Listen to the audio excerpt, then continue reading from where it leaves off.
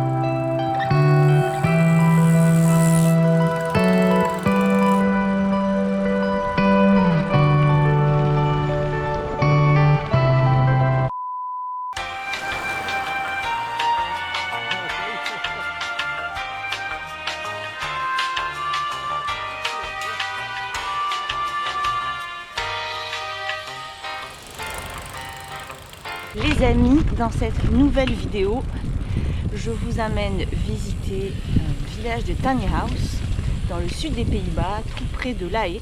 Il m'accueille pendant 2 jours, donc c'est parti pour la visite de ce beau projet.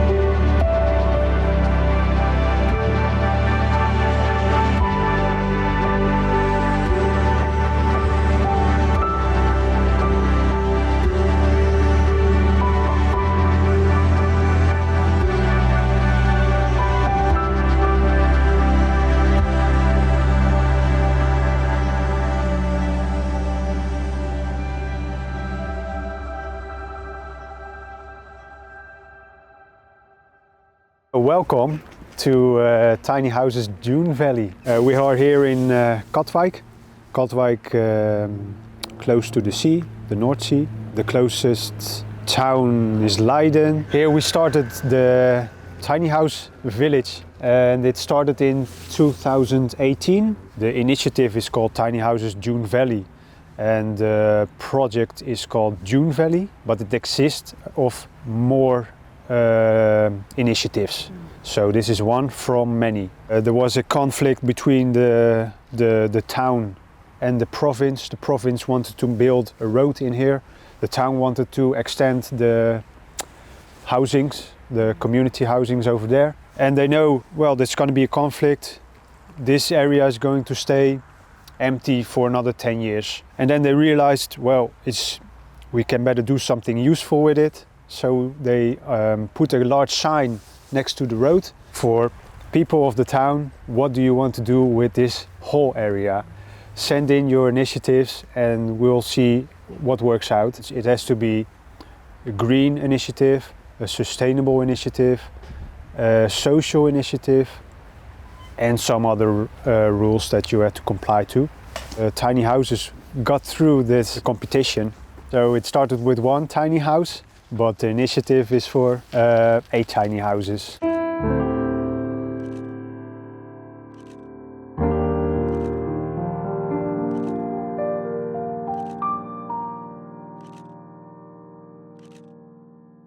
But because the first one already made his tiny house, and once he started this project, he asked 7 other houses to join him in this community. But I was one of the lucky 7, and yeah, I needed a year to build my own tiny house. So he was actually all alone here in the first year. He did a lot of work, they did a lot of work to get it together and make something welcoming for us.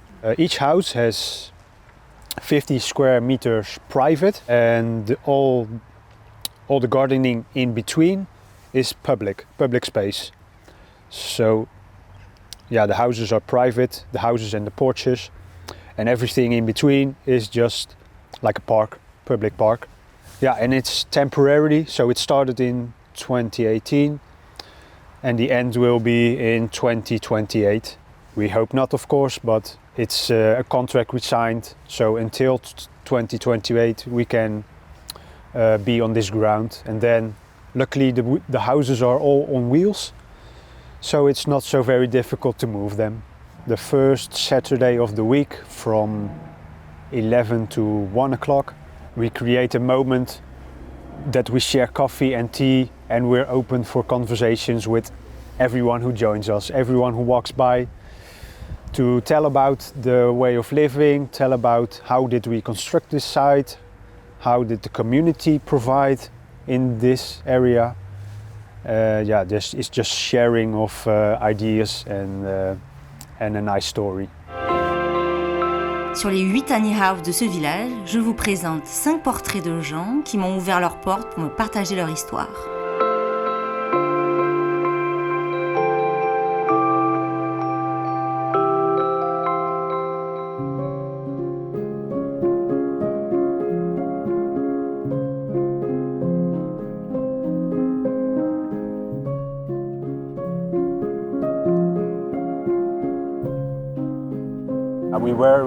We were trying to be more sustainable.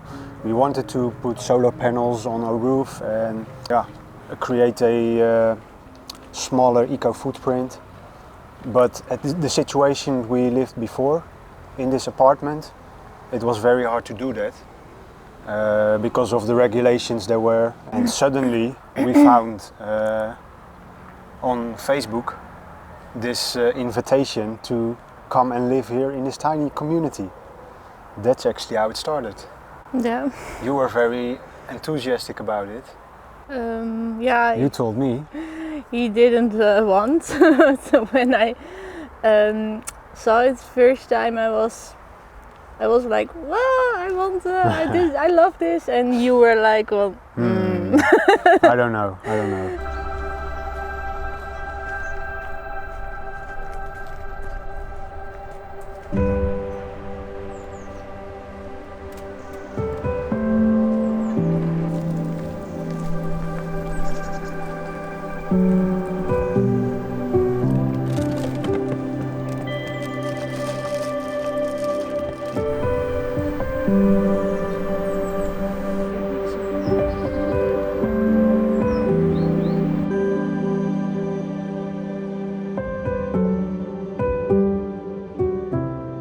So from a young age I was surrounded by artists, and I was surrounded by people who were a bit more conscious maybe about thinking about life and our planet as well. I trained as an art therapist because I wanted to combine helping people and also obviously I loved doing creative things, and I knew that we can't always solve everything with words. And then I moved to London, and in London I did my master's. And I have actually been living abroad for about 10 years. And I've always said that I would not come back to the place where I was born. But then life events happened, and I decided to go back to Holland. And I knew that if there was one place where I would feel more comfortable, it would be here in Katwijk.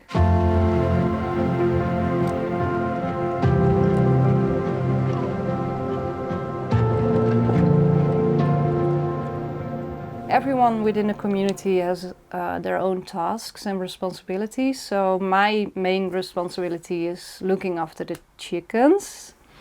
And I had never ever taken care of chickens. And I had never realized that they could be such sociable, lovely, intelligent animals as well. My friends from England actually sent me this this book, encyclopedia on chickenology, so to enhance my my knowledge on chickens.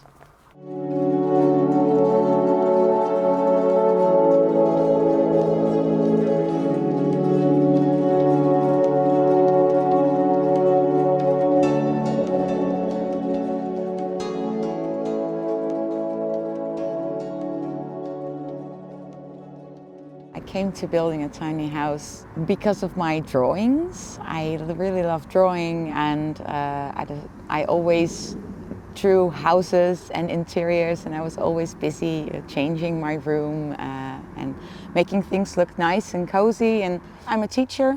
I teach art and design at a school in a town nearby, and I do that 3 days a week, and the other 4 days of the week I do my tiny house community jobs. And it's really nice that I get the time for that, because well, it's not very expensive living here, so I could dial down my work hours a little bit and then spend more time here. And since I've lived here, I've been doing a study for gardening, so I am now officially a garden architect as well.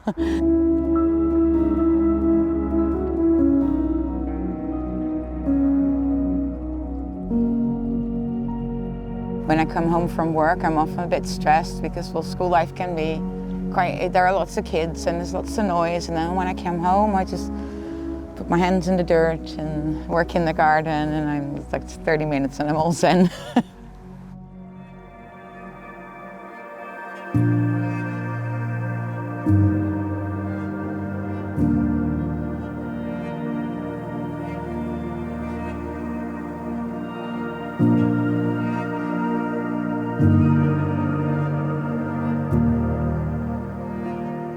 We bought, together with my girlfriend, we bought this house a year ago, summer 2021. Yeah, as a child, I've always felt strong about climate change and like all the big issues, poverty, food shortage, and like, let's say the sustainable development goals, like all these themes that we have now. So I did a Bachelor in Future Planet Studies and a Master in Sustainable Development, which is all sustainability related. And before that, I also started to search for ways of living sustainable, and then living in a tiny house, of course, came along. I think it started by then, I think around, 2012, I think somewhere in New Zealand or Australia or America, somewhere not here in Europe. And I met my girlfriend 8 years ago in 2014. So by then I was already convinced that I should live tiny, so I only had to convince her still, but it was quite easy. So she tagged along quite easily, so we shared the same idea that, yeah, we should go tiny, like somewhere in the future.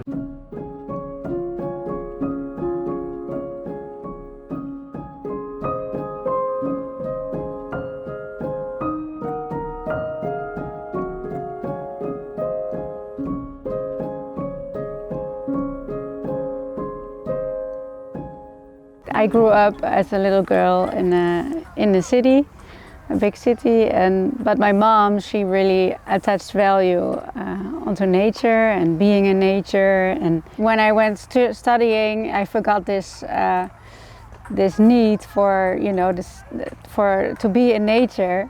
And then I studied tourism, and then I started traveling I stayed for 1 year in Sweden, and there I got to know the lifestyle of living off grid and being dependent on nature. Then I went back to the Netherlands and I thought, yeah, it would be so nice to create this lifestyle in the Netherlands. And we were actually living in Rotterdam, and at a certain point this project came by. I saw like an advertisement on Facebook, and then I discussed this with my boyfriend, and I said, why not take this leap and try to, you know, apply for this project and see what happens.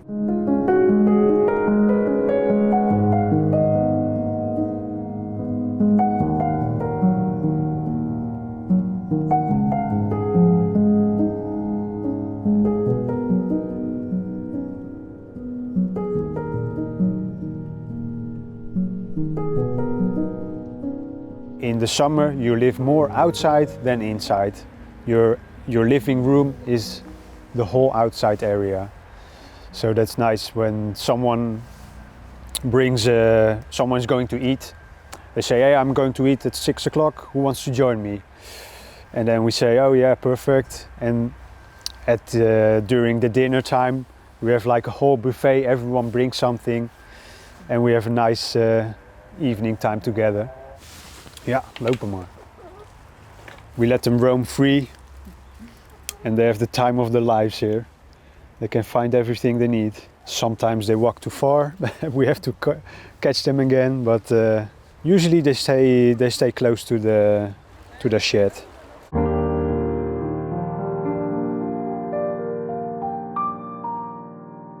For 1 year, I've been looking into tiny living, getting myself more up to date with the knowledge around also the rules and regulations around tiny living. And I knew that it was going to be really hard to, you know, it wasn't hard to get a tiny house, but it was going to be really hard to place it somewhere. And also I wanted to live in a community. So then the opportunity arose here in the community here in Katwijk for this house to be bought. And yeah, I really got on very well with the owner of this house, and I got on really well with the community. A friend of mine found an advertisement in the local paper saying they had place for tiny houses in my hometown here. And then, well, I thought, well, this is maybe something I could actually do. So I sent in my designs and wrote a motivation about what I wanted to do here. And then I got accepted to this project, and then I started building the house. Well, I really love the process of designing this and coming up with these ideas, and then actually being able to build it was like a dream come true.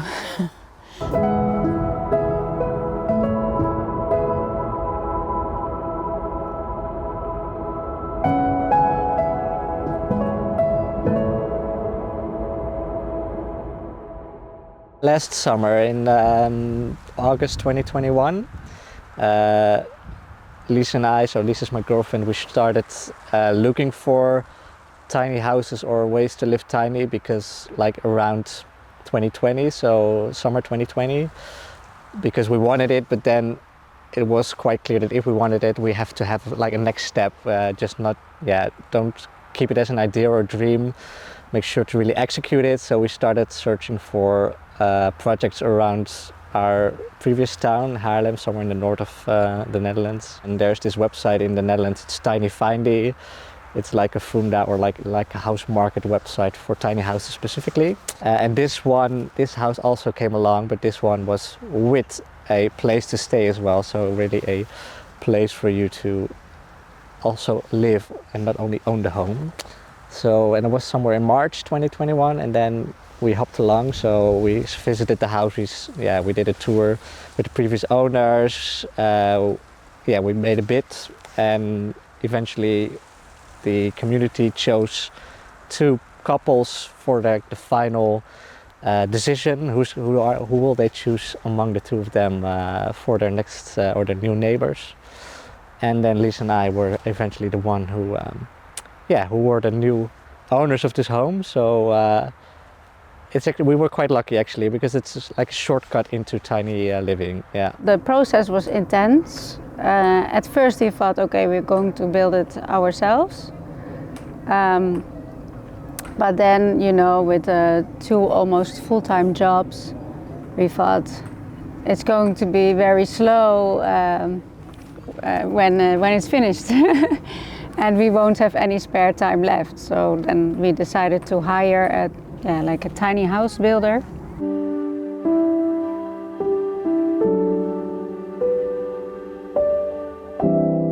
I started to do research on tiny houses because I didn't know what it meant back then. And then I thought, wow, yeah, that's actually pretty cool. Yeah. Yeah, and Yeah.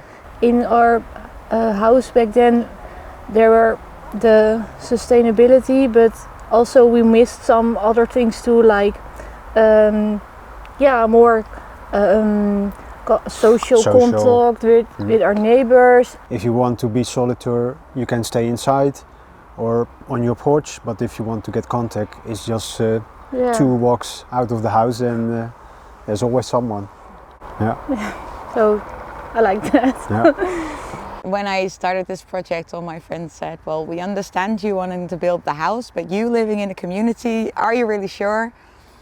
So I really made an effort to just not turn inside, but go outside, and that really changed me as a person. I really love working together with people who have the same vision about living and nature and sustainability. Ever since living here, when I'm actually on this terrain, living with my neighbors, talking about these things, that's when it became something really important in my life. I'm quite a social being. I'm also a person who can be on her own very, very well. So it was quite a little bit nerve-wracking at the beginning, because I thought to myself, do I really, am I able to deal with all of this? Because, you know, living together also, yeah, sometimes there are conflicts, and that's normal because you live in a group and you're not always thinking the same. I'm learning so much. I am growing as a person, and I am learning an awful lot, not just about sustainability, but also about, for example, asking for help is for me quite a difficult thing to do sometimes.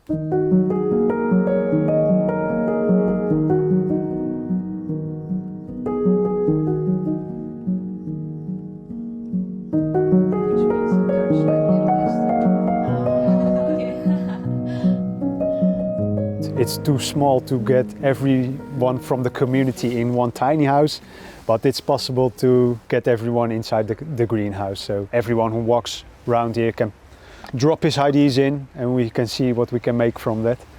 We're always open for new ideas.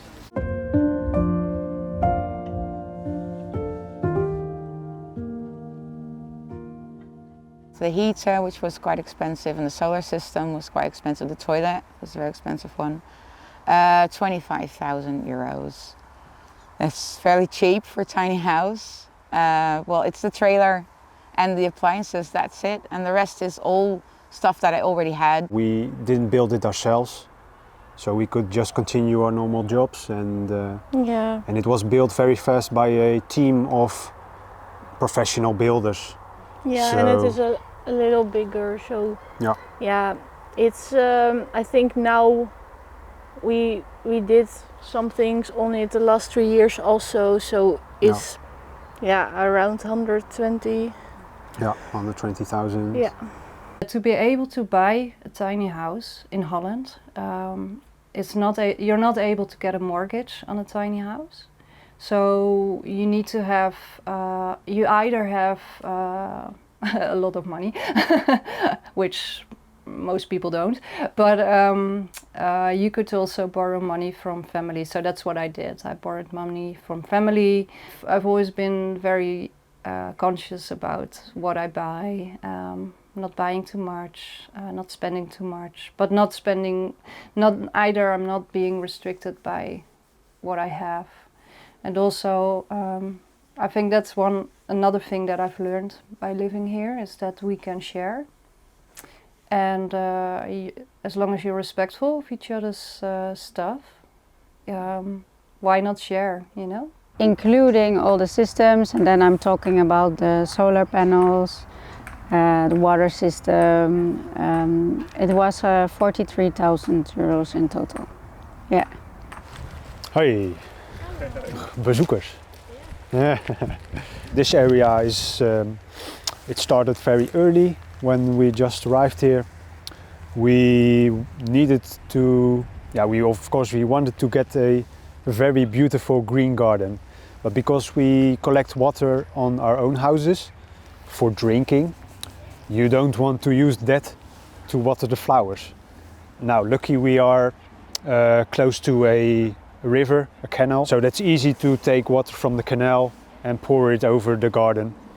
But to do it, we made a construction from, over there's a solar panel and down is a water pump.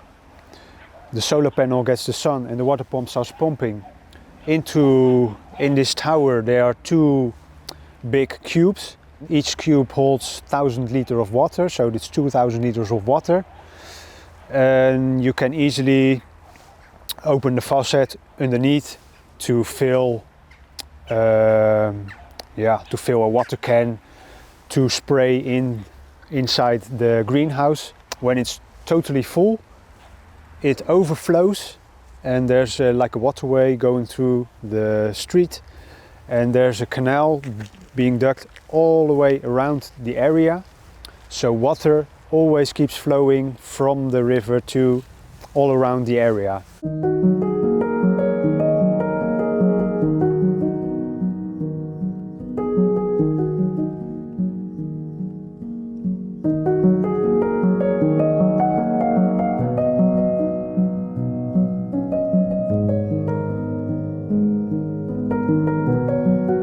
The solar panels that are here, they're also providing solar energy to the community. And if the community doesn't need it, it goes back into the grid. So this is actually an extra 14 pieces of solar panel working together to each individual house. If my house has more energy, then it can send it to the grid, and the grid can see, oh, this house wants to use it, okay, you can use it, before it goes to the main grid. In here we created a special shed to share different tools that we use, so that not everyone has to have a hammer or a drill, so we can just buy one drill for everyone. Collective dishwasher. This dishwasher work with the solar panel? Yeah, mostly. If there's not enough solar power, then it can go on the grid. Beautiful garden. And here are my big friends again, the chickies. Hello. Hello, chickie. Hello. And I love my veranda. It's so nice. I sit here a lot, you know, in the mornings, drinking a cup of coffee. Do you want to have a look inside? Yeah. Yes. Okay, follow me.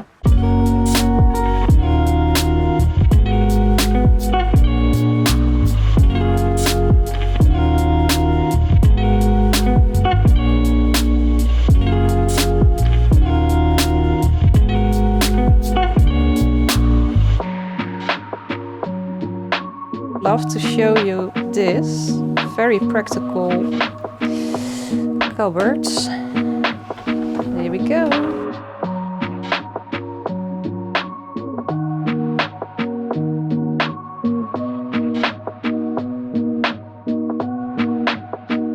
So I've got just 2 pits. It's gas. I'm using gas. But in the winter, I can cook on my rocket stove. This is ideal because I only need a bit of wood.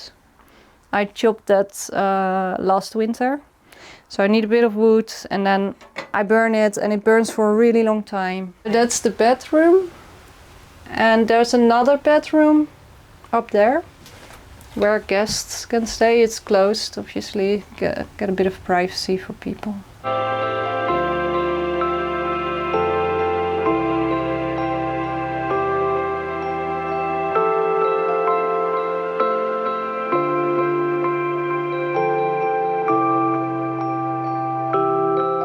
collect rainwater, and then we filter it, and you can drink it. So in the beginning, for me, that was a big, I had to really change my mind and really get used to the idea that actually rainwater I can drink. But it's fine. Somebody else came over and visited me, and she said to me, but what about the minerals? Because in water normally there's minerals. Since then I'm trying to use like little mineral stones. I put that in my water so I get everything inside.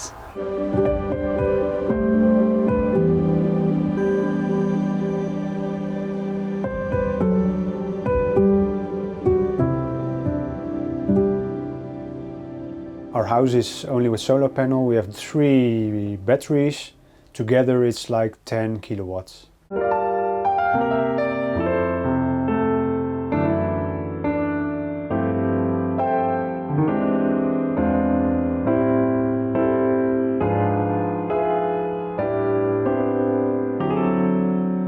We really like this, a hallway. So when you get with your wet clothes, you're not right in the middle of your living room. Also something that we really wanted was to be able to stand in the bedroom.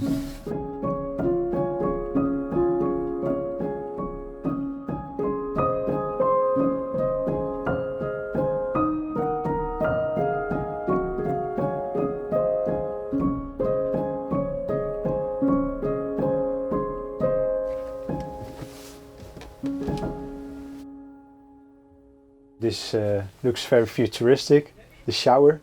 It's a recycling shower, so it works a bit like it fills down inside, and when it's completely filled, I think it takes 1.5 liters.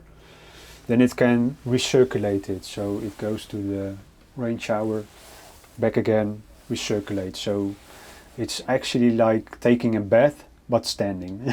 You can keep continuing this, and it doesn't, it uses the same water. It filters a bit, and it adds a little warm water every time it senses that the water cools off. Roller skates. Here we have all the engine stuff. So the batteries are placed here, the electric, the solar adapters and all of this. And I got all my tools from the previous house, put it into cars, easy to drive out. Everything is in driving.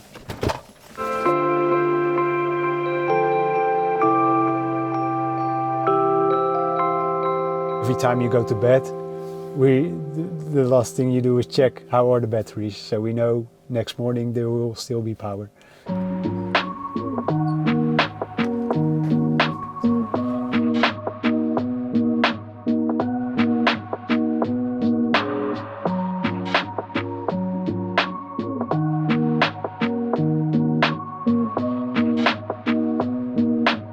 The kitchen here I made from my old desk. Well, it's very basic. I don't have running water in the kitchen. I have a tap for drinking water. Actually, the couch that I've owned all my life.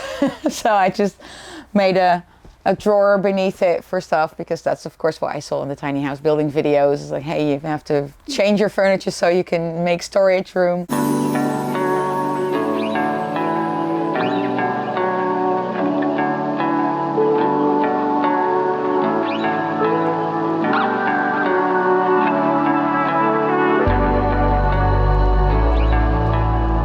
This is my son's bedroom.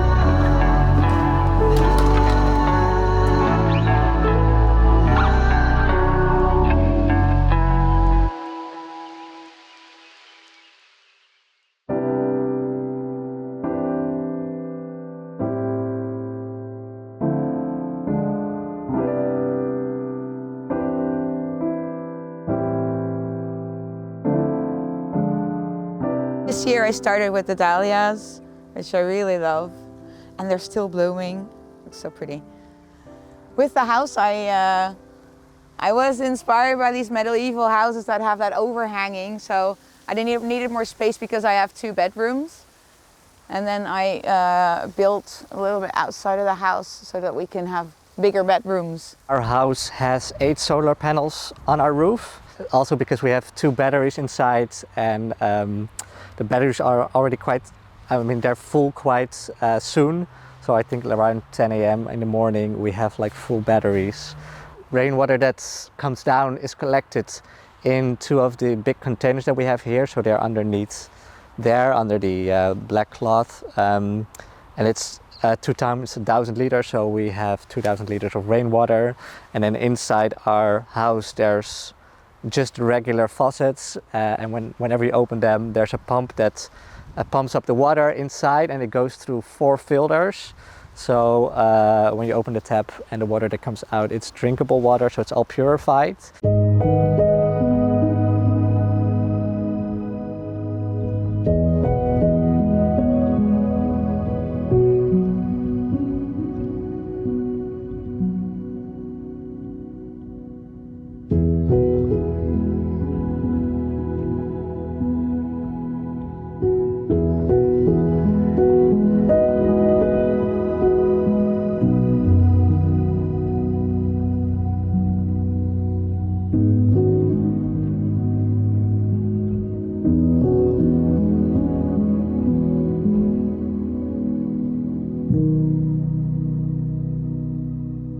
We discovered that we don't have enough place on the roof for our solar panels. So instead we built a veranda, and on top of the roof of the veranda we installed the solar panels. I think we have like 4 batteries. We are completely off grid, but sometimes in the winter time you don't have enough solar power, and then we can switch a button and we are on grid, and that's really nice, because otherwise you are in the dark. We catch the water from the roof. It goes through here, and then these are connected to water tanks, and here we can check the balance. Okay, it's a bit messy, but this is like a water tank. A lot of farmers use them as well. Here we store our wood for the wood stove. We have a wood stove. Here is our water filter, and if you look closely you see there like a tube, a black tube, and from there it's connected to the composting toilet. So our urine goes in here, and it's filtered naturally by this vegetation. You know, when I talk to friends of mine, they think that's the most uncomfortable part of living off grid, the composting toilet, because you have to empty the bucket yourself, and yeah, it's something we don't know. You know, like we flush the toilet and it's gone magically somehow, and we don't know where it is. And now you get this circle, and yeah, you know exactly how it works.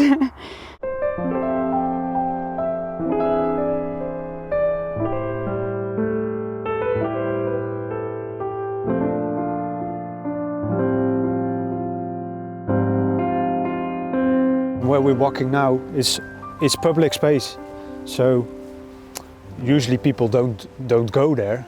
And then we tell, have you been to the secret sites of our community? No, check out behind the houses. But the community living is really solving problems that people face these days. Problems like loneliness, or don't know what to do when you're on your own and you got corona. Or what do you need to buy all these expensive tools if you only want to use them once? Or hey, I can share the washing machine with my neighbors. And on top of that, you also get very good friends who live next door. So that whole idea of community living is also, I think, something that people in governments should really see what it can do to people. But then don't think that everything should be rolled out in a really big scale, or that you can stack 20 tiny houses next to each other and then think that you have the same effect. So I think getting out of the message that this is possible is a big part of what we do. We invite people here, just like you. Well, you came by and then, oh, that's great that you come by, because we can tell our story. So it is a big part of what we do as well. Like, I'm dependent on the sun, I'm dependent on the rain, I'm not dependent on big companies which have to provide me with my basic needs. You know, it's nature. So that's this direct connection, and I feel that's, yeah, I feel abundance. If I'd known what I know right now, like a few years ago, I would definitely like give it my all to go to municipalities or go to other people that want to join a project like that, because it's really worth it. It's just really nice to live through your values and live, I think, a life that you want to live. So really go for it. And then I think what some people might forget here as well, enjoy the ride, because it's really special that we can live like this. And I think a lot of people, I mean, in 5 years for this project, it's over. We have to move, but then at least enjoy the ride, because it's a once-in-a-lifetime experience. We have much hope, because we created this area here within 4 years already, from nothing, from the ground up to this. We can still stay here for 5 years. We're almost halfway there during this stay, but 5 years is quite a long time. There can happen so many things, and in the meantime we're just going to enjoy this spot and make it more beautiful than it is already. So we hope that everybody sees it, and what are the possibilities from creating a community like this. You know, there's this expression, if you want to get from A to B, you can do it by yourself, but it will go slow, and if you do it together, you will travel much faster. And I think that's what I've learned, definitely, by living here.